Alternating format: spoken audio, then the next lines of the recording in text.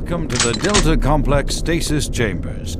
This facility was constructed to house and study the extra-dimensional beings, which were recovered during some of the first teleporter tests originating from Delta Level 3.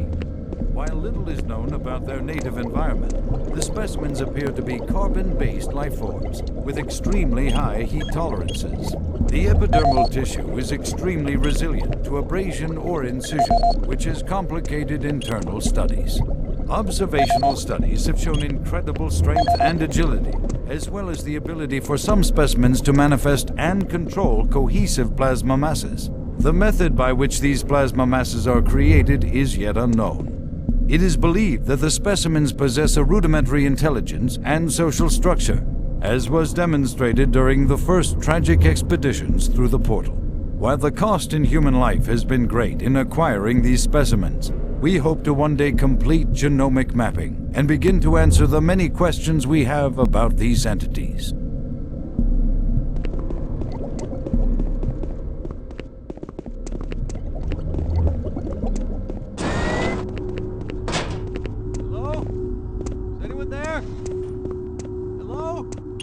Someone up there? Please unlock the service hatch.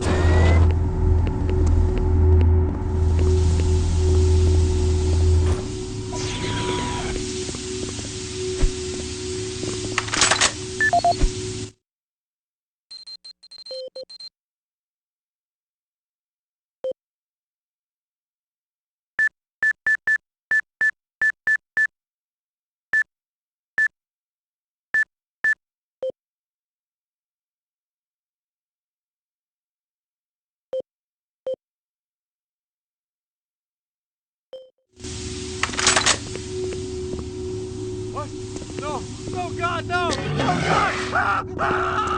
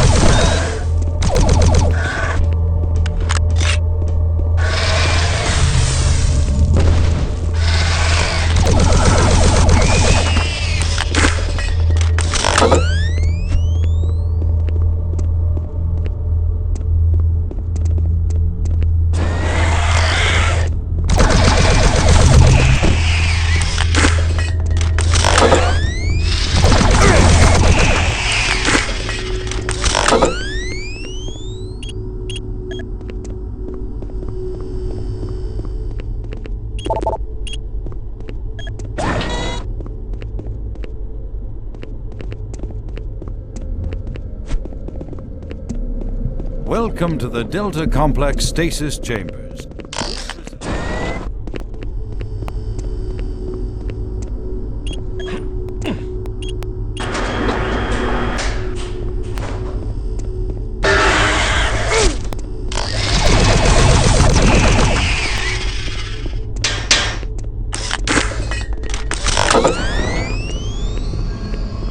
What you see before you is a relic codenamed U1, or simply Soul Cube. It was discovered in 2104, located in a geographically long-lost civilization.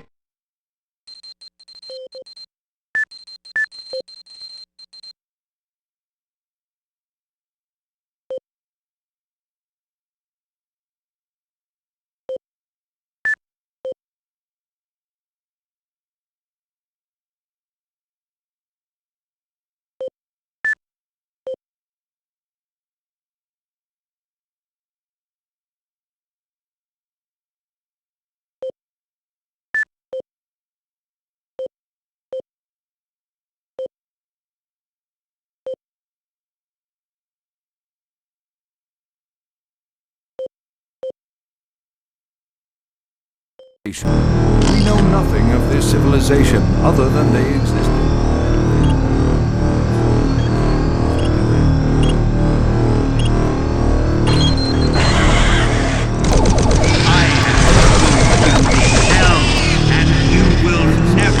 Whose technology can only be described as mystic, as evidenced by U1's strange characteristics.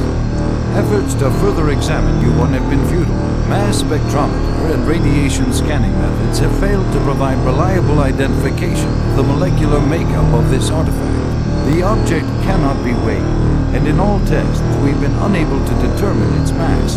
All attempts to physically manipulate or open the artifact have been met with no success.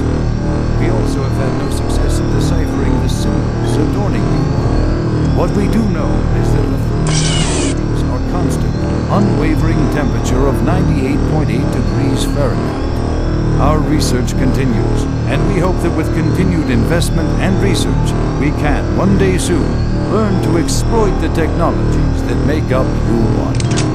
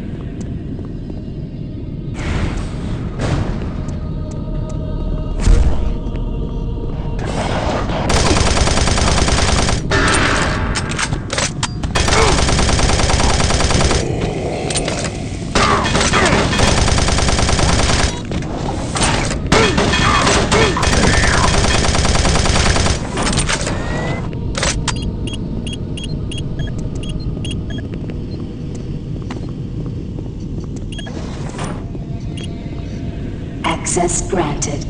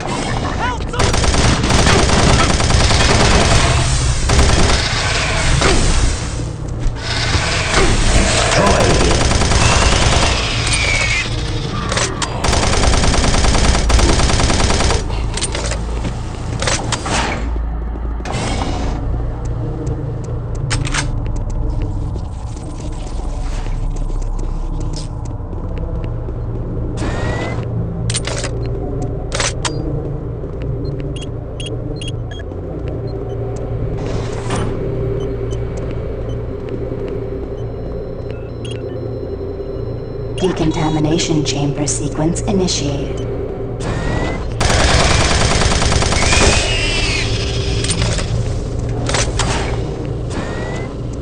Decontamination process started. Decontamination complete. Have a nice day.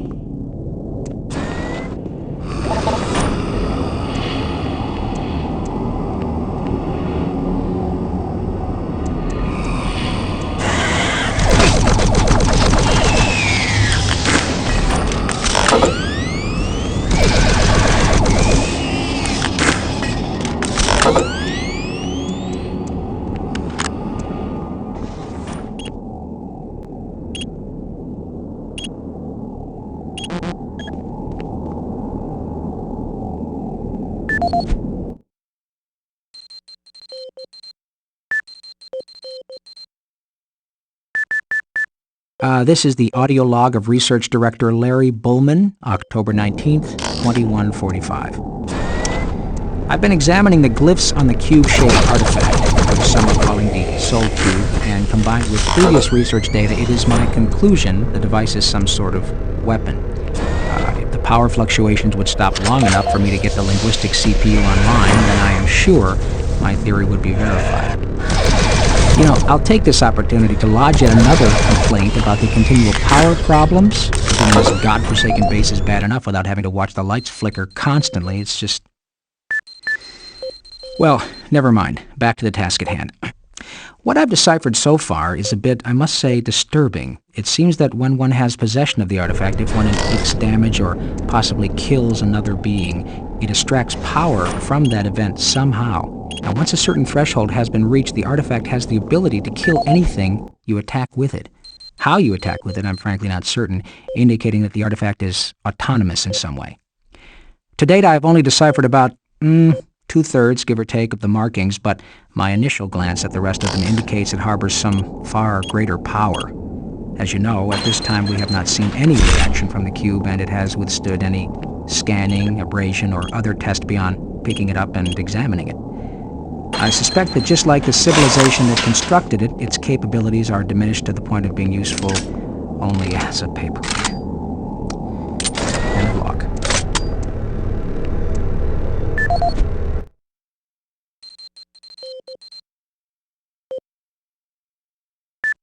This is the audio log of Administrative Assistant Han Lee, dated October 16, 2145.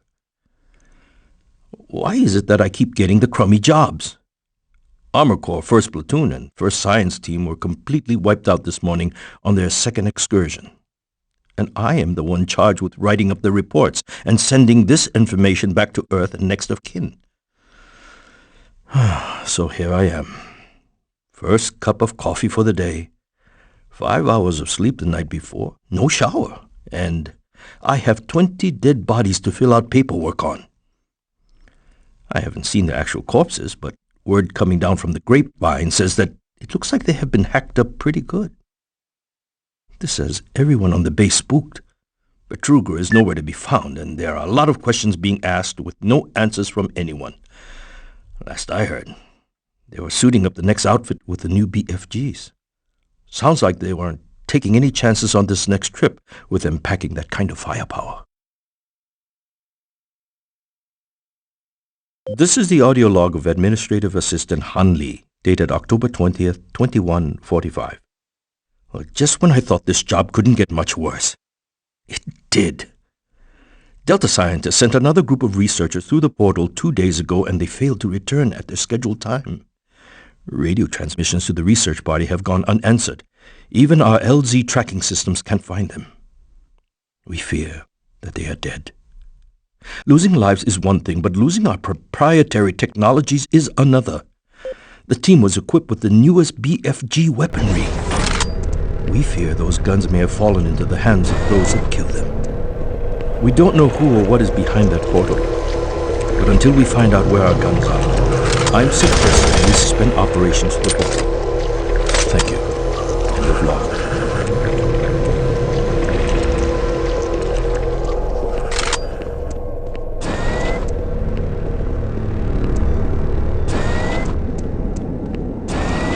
My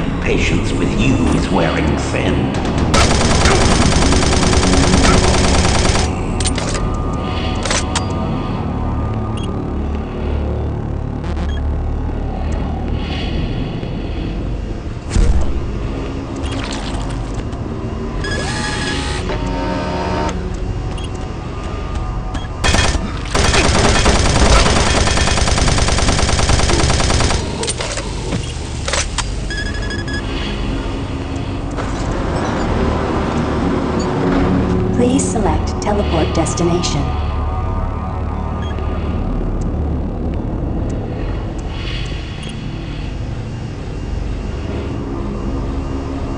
Pad 1 selected.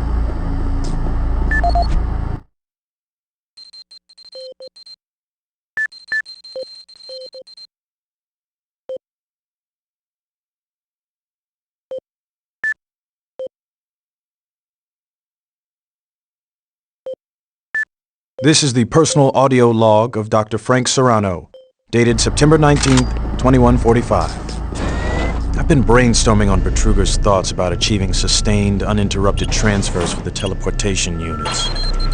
Currently, our systems can only build enough of a charge to have the portals open for approximately 10 to 15 seconds. It's enough time to get a team through, but not enough time to send in some of the heavier equipment.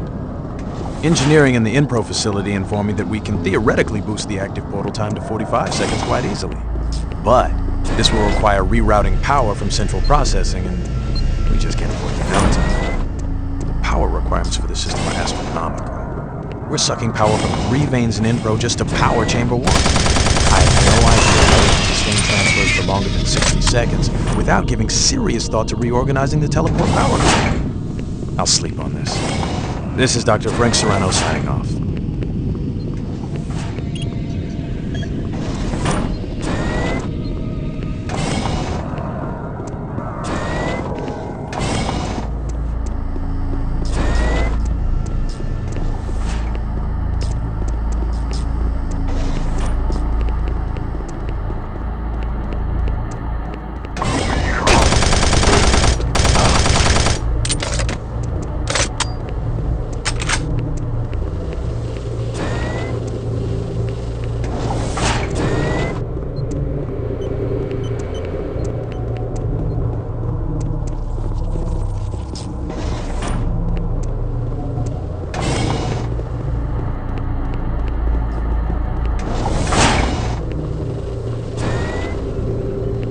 Decontamination process started.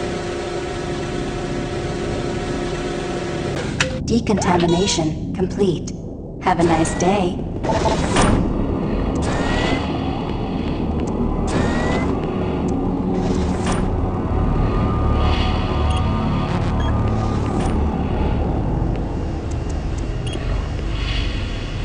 Pad 2 selected.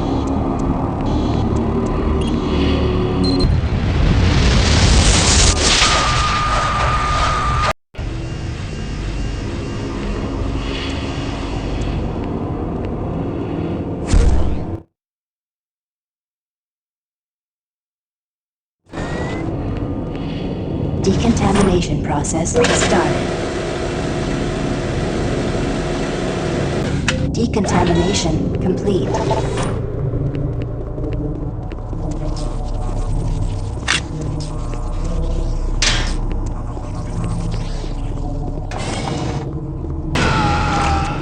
Look around you, Marine. Everyone is dead, and soon you will join them.